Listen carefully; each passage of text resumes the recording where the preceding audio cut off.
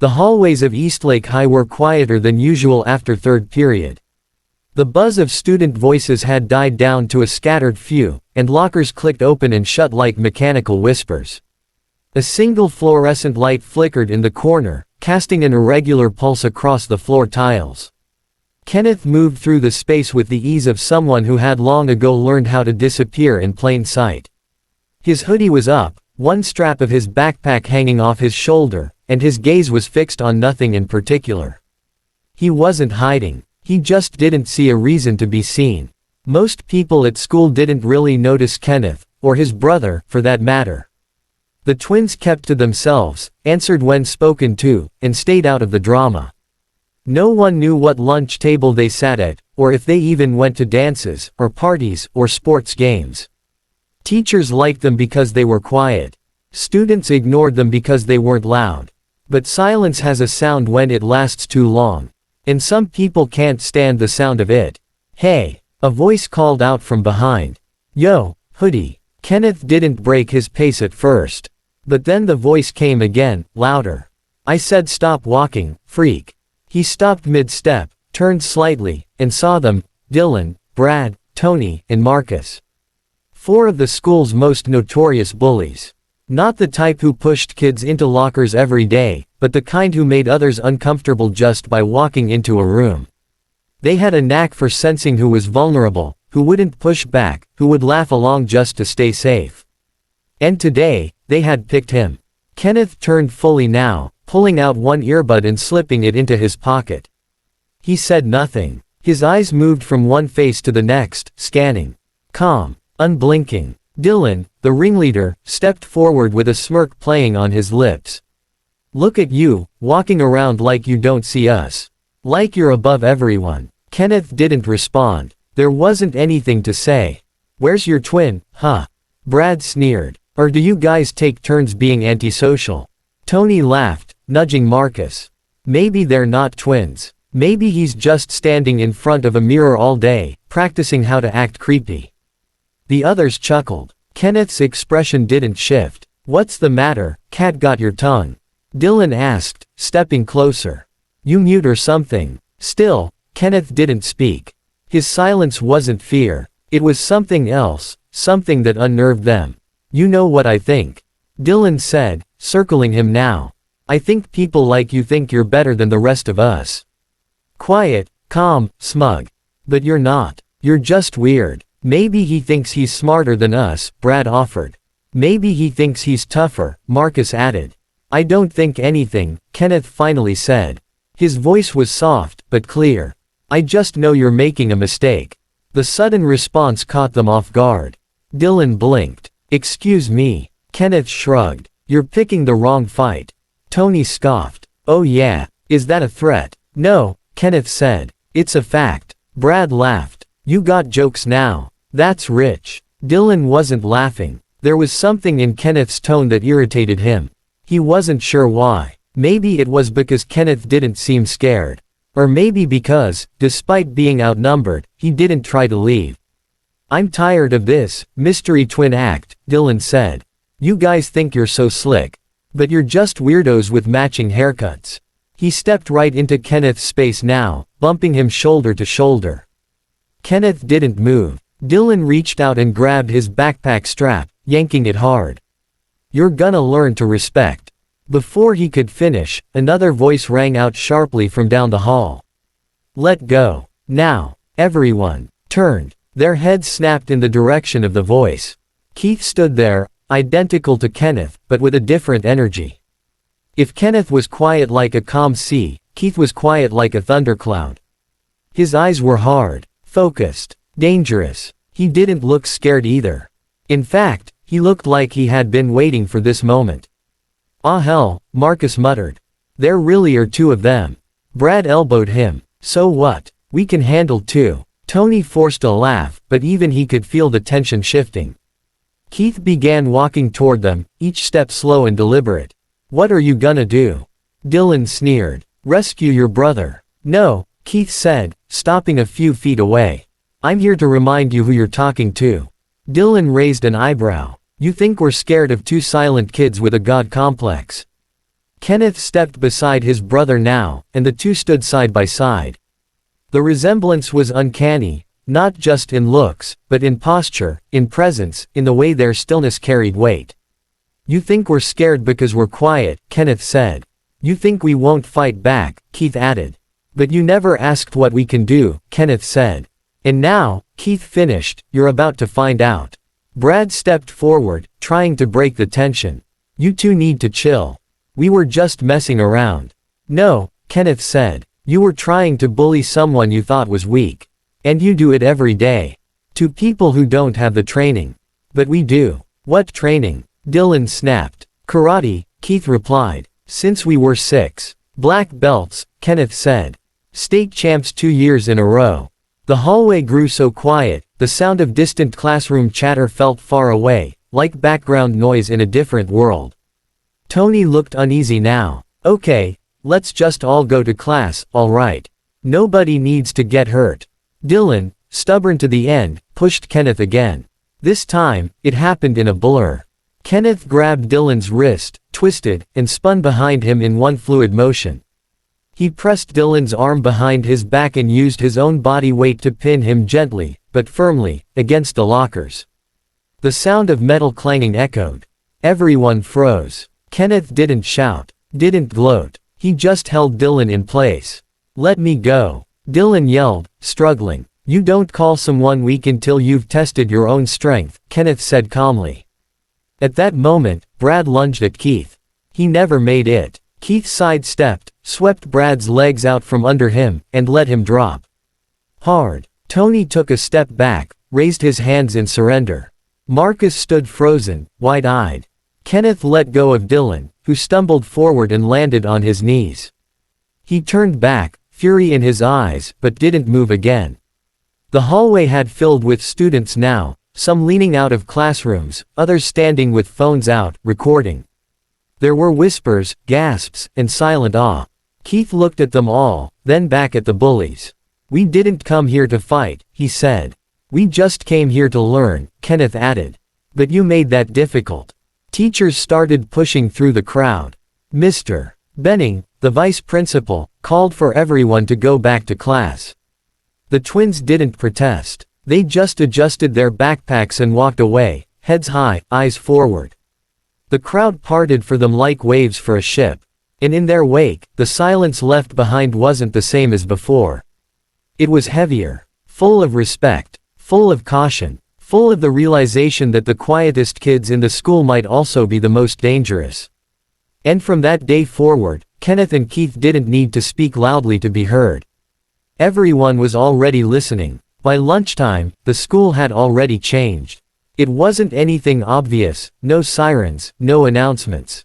Over the PA system, no formal statement from the administration. But the change was real. It was in the way students whispered when the twins passed by. In the way eyes followed them from lockers and lunch tables. In the strange new hush that followed Kenneth and Keith wherever they went. They walked the halls like nothing had happened.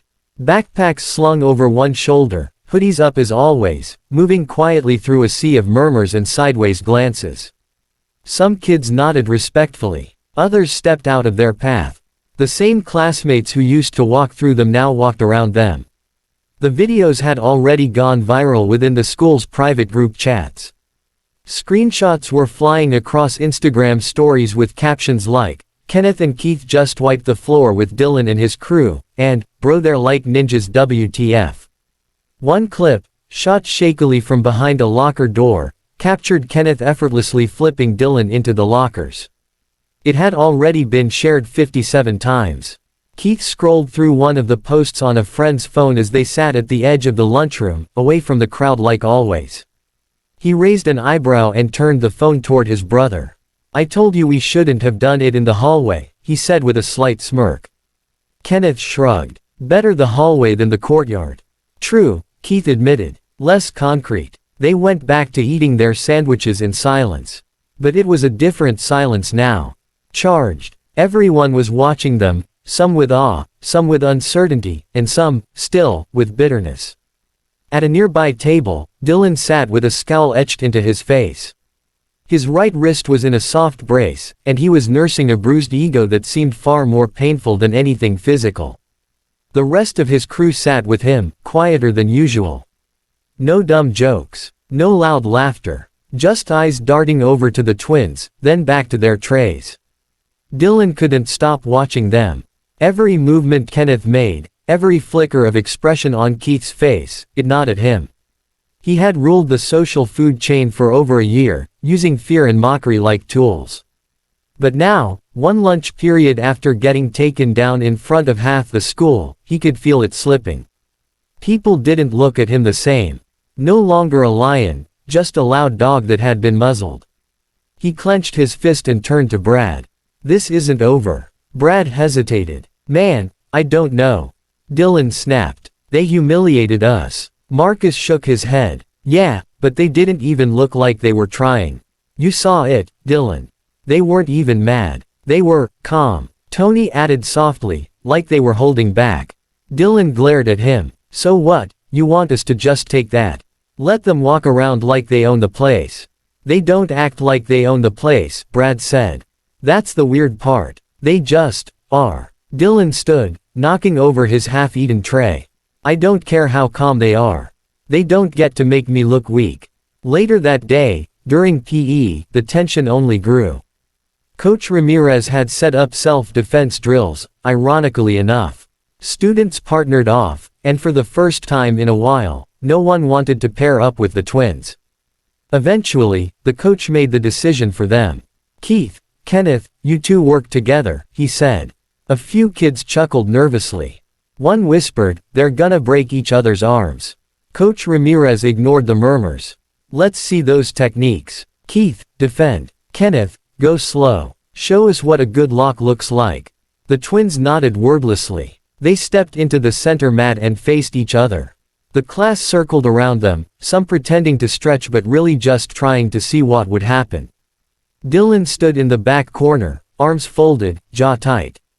Keith took a ready stance, loose and balanced. Kenneth mirrored it. Coach gave the signal, and the drill began. Kenneth lunged in slow motion. Keith parried, moved inside his brother's arms, turned, and fluidly dropped Kenneth onto the mat. Not violently, controlled, respectful. Kenneth tapped twice, the universal sign of surrender, and Keith let go. There was a pause, then the class clapped. The twins stood and bowed to each other.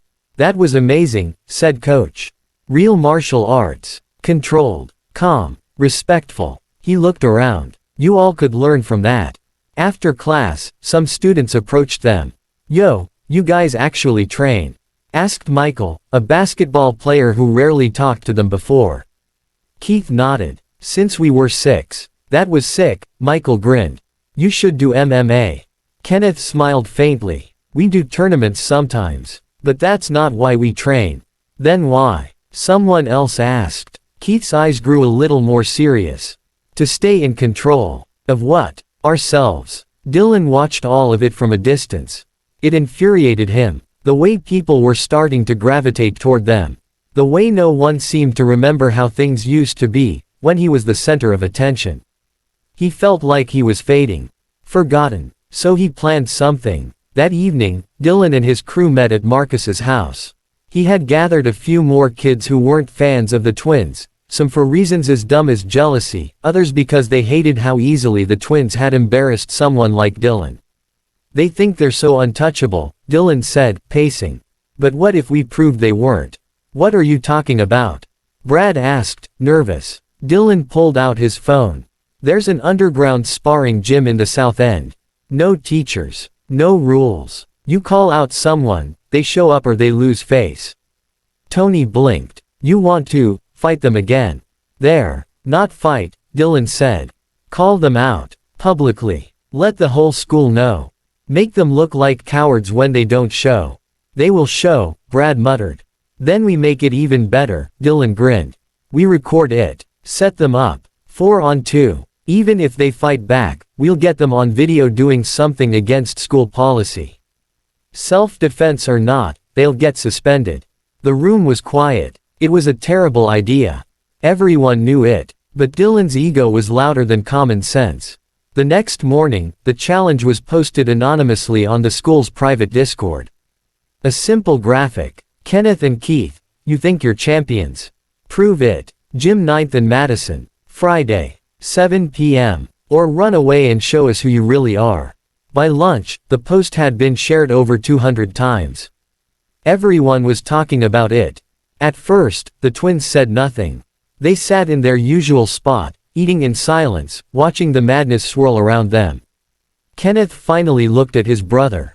We ignore it. Keith sighed. It won't go away. I figured, Kenneth said. They don't understand respect. They think silence is weakness, Keith replied.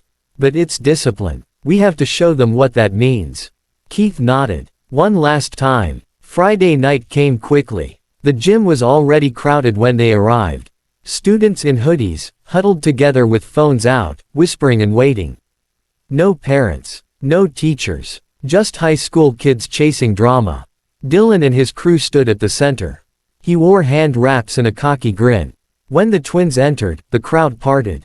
They weren't dressed for a show. No fancy gear. Just sweatpants, black shirts, and calm faces. You came, Dylan said, mock applause in his voice. We came to finish it, Kenneth said. Keith added, but not how you think. Dylan raised an eyebrow. Scared. No, Kenneth said. Ready. The bell rang. Phones went up. And the twins stepped forward. But this time, they weren't fighting just for themselves. They were fighting for every quiet kid who had ever been cornered. And they weren't going to lose.